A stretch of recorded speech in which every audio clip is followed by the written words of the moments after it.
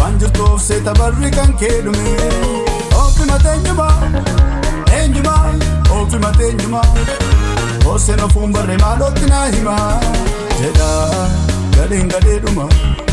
kan kabajam beekne jirtuu gantuun suma kan ulfinam beekne haraan kosiin suma jedha jedhaatti naa hima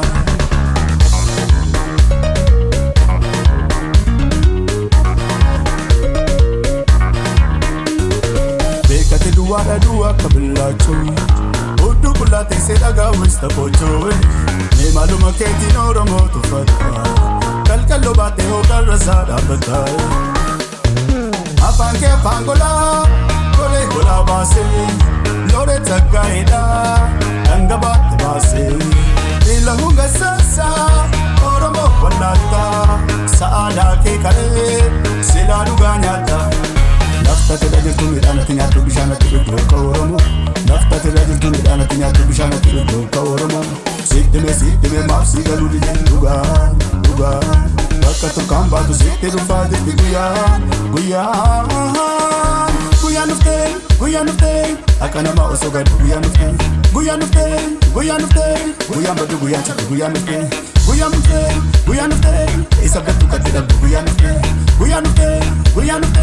Ofii badde sanyii baddu guyyaan dhuftee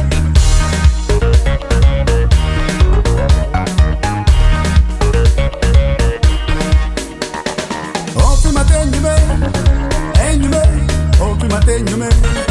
waan jirtuuf seeta barri kan kee dhume Ofima teenyuma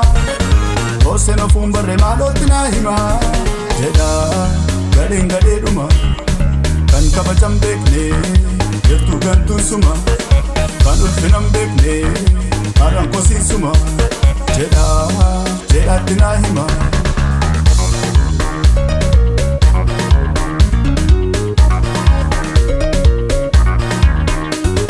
Balchaan absoota balaa isallaka